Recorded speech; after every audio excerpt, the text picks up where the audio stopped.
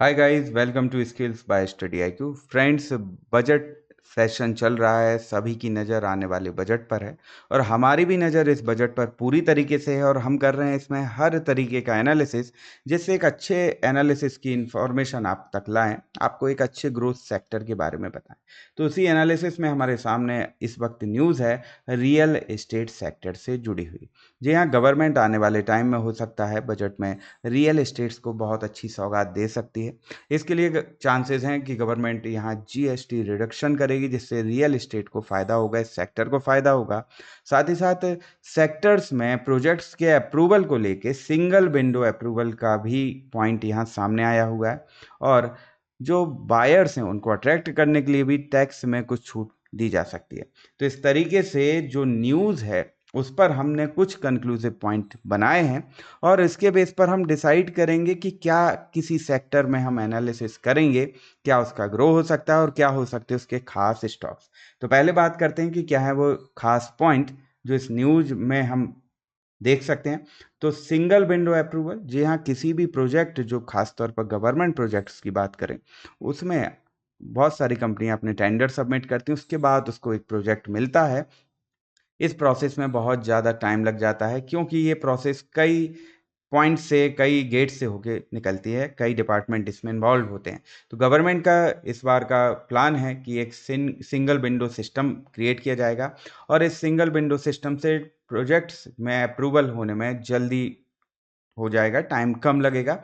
यानी यहाँ पर डायरेक्ट गवर्नमेंट का एक फर्म होगा, गवर्नमेंट की एक ऑर्गेनाइजेशन होगी जो सीधे-सीधे कंपनी से जुड़ी होगी, यहाँ प्रोजेक्ट्स के अप्रूवल में डायरेक्ट काम करेगी। तो इससे हो सकता है टाइम डिले कम हो जाए, जल्द से जल्द प्रोजेक्ट्स अलॉट होंगे, अप्रूव होंगे और इससे जो कंपनी हैं, जो रियल एस्टेट से जुड़ी हुई कंपनीज़ हैं, काम करती हैं, उनका इंटरेस्ट इसमें बढ़ सकता है।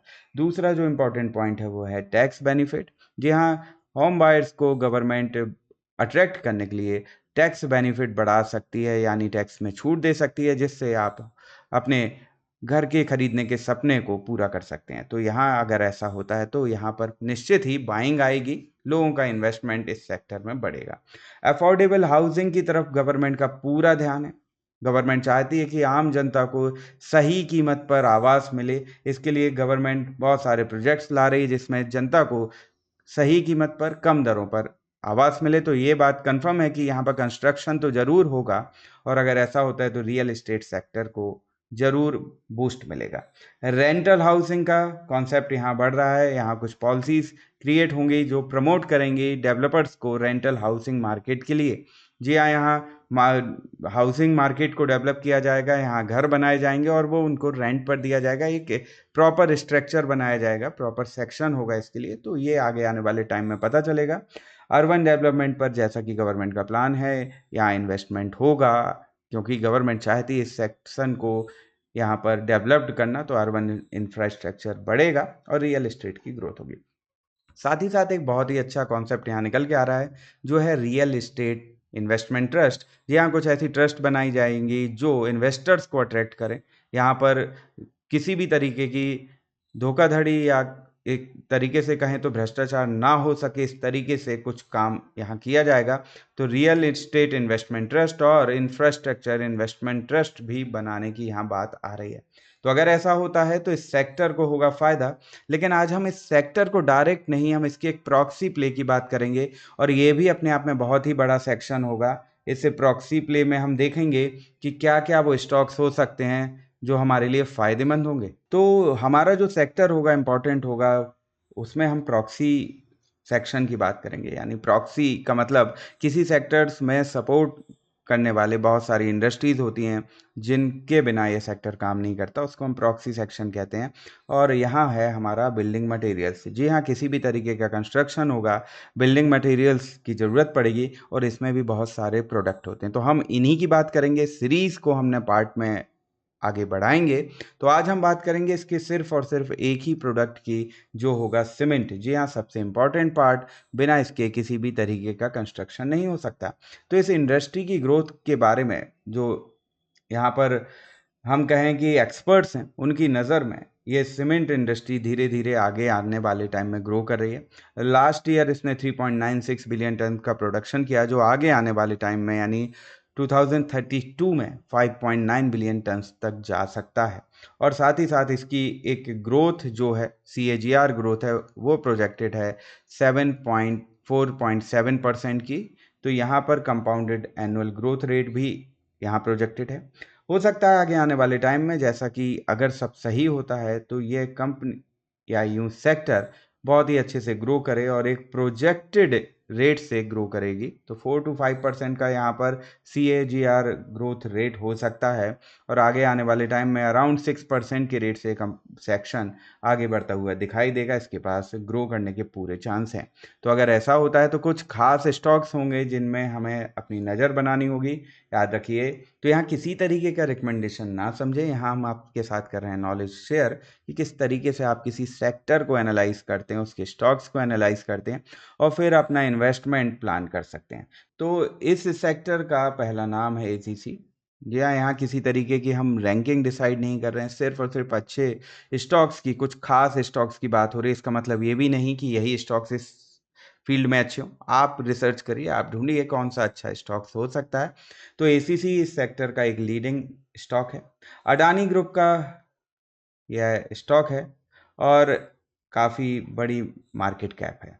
इसका जो पी रेशियो है वो काफ़ी अच्छा है, अट्रैक्टिव है। कंपनी इस वक्त सही रेट पर है, सस्ती है।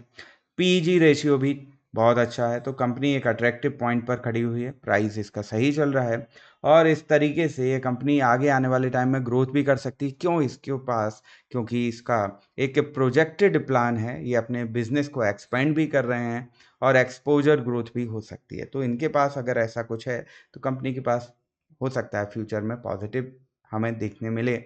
यह बहुत ही अच्छी तरीके से रेवेन्यू अर्न कर रही है, साथ ही साथ प्रॉफिट भी बना रही है। और होल्डिंग की बात करें तो प्रमोटर्स के पास इसकी होल्डिंग अच्छी है और साथ ही साथ म्यूचुअल फंड की होल्डिंग से यहाँ इंक्रीज हुई है। जी हाँ, अगर म्यूचुअल फंड हाउस की होल्डिंग इंक्रीज हो रही है, इसका मतलब कहीं ना कहीं से कंपनी में कुछ अच्छी बातें हैं।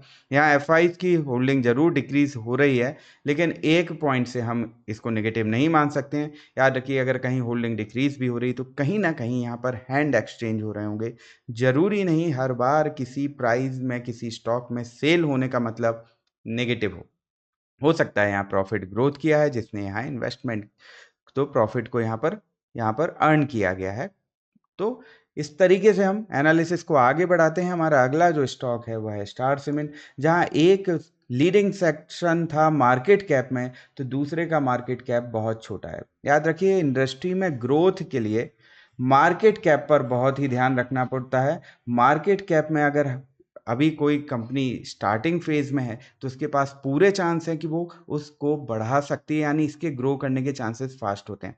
तो अगर आप रिस्क ले सकते हैं इन्वेस्टमेंट में, तो हमें कुछ नज़र मिड कैप और स्मॉल कैप की तरफ भी रखनी चाहिए। इसमें से कुछ ऐसे स्टॉक्स भी हमारे हाथ लग सकते हैं जो आगे बहुत ज़्यादा ग्रो कर सकते हैं, एक मल्टी बैगर स्टॉक बन सकते हैं। और अगर आप रिस्क नहीं लेना चाहते हैं तो आप लार्ज सेक्शन के स्टॉक्स पर ही रहें, जिससे आपका ग्रो स्लो रहेगा लेकिन यहाँ रिस्क कम रहेगा, एक अट्रैक्टिव पॉइंट रहेगा, आपका प्रॉफिट धीरे धीरे बढ़ता रहेगा। तो स्टार सीमेंट बहुत ही बड़ा नाम इसमें आता है। इसका जो पी रेशियो है काफ़ी अट्रैक्टिव है। थोड़ा सा इस मामले में कंपनी महंगी है, थोड़ा रिस्की हो सकती है, लेकिन इसके बेस पर हम इसको डिनाई नहीं कर सकते कि यह कंपनी खराब हो सकती है। कंपनी बहुत अच्छा काम कर रही है और इसको अपना बिजनेस भी एक्सपेंड करना इसके प्लान में शामिल है। साथ ही साथ रेवेन्यू और प्रॉफिट अर्न हो रहा है। म्यूचुअल फंड के साथ साथ प्रमोटर की होल्डिंग बहुत अच्छी है। म्यूचुअल फंड की होल्डिंग इंटैक्ट है और एफआईज की यहाँ होल्डिंग धीरे धीरे इंक्रीज हो रही है, जो कुछ कुछ पॉजिटिव डायरेक्शन में जाती हुई दिख रही है। तो बजट पर नज़र रखना है, इन स्टॉक्स पर नज़र रखना है। हो सकता है यह स्टॉक्स अच्छा परफॉर्म करते हुए आपको नजर आए। अगला स्टॉक है हमारा हाइडेलबर्ग सीमेंट।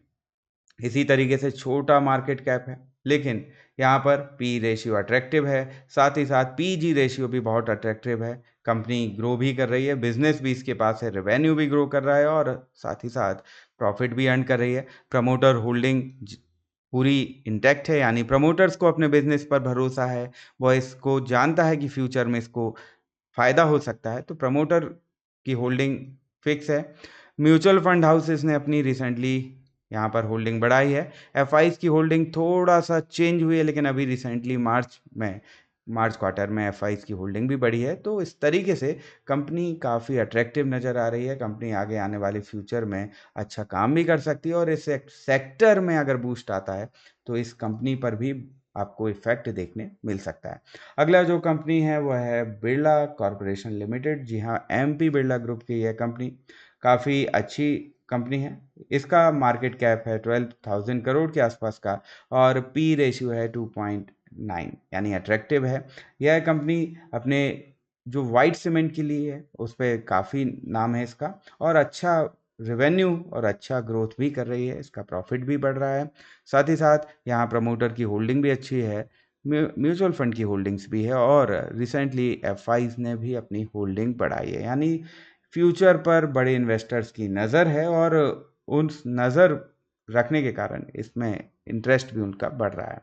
नेक्स्ट कंपनी है हमारी अल्ट्राटेक सीमेंट, जो काफ़ी मार्केट लीडर है, सबसे बड़ी कंपनी मानी जाती है प्रोडक्शन के बेस पर। जी हाँ, लेकिन नंबर्स के बेस पर, फंडामेंटल के बेस पर कंपनी बहुत ही ज़्यादा रिस्की नज़र आती है। हाई पी रेशियो है इंडस्ट्री के बेस पर, इसका पीजी रेशियो भी रिस्की है। तो कंपनी में यहाँ रिस्क ज़रूर नज़र आ रहा है, लेकिन एक ही लीडर कंपनी है और लीडिंग कंपनी के जो मैनेजमेंट्स होते हैं उनके पास कुछ अच्छे प्लान्स भी हो सकते हैं जिससे कंपनी आगे ग्रो करेगी। बहुत ही अच्छा रेवेन्यू भी है और प्रॉफिट भी अर्न कर रही है।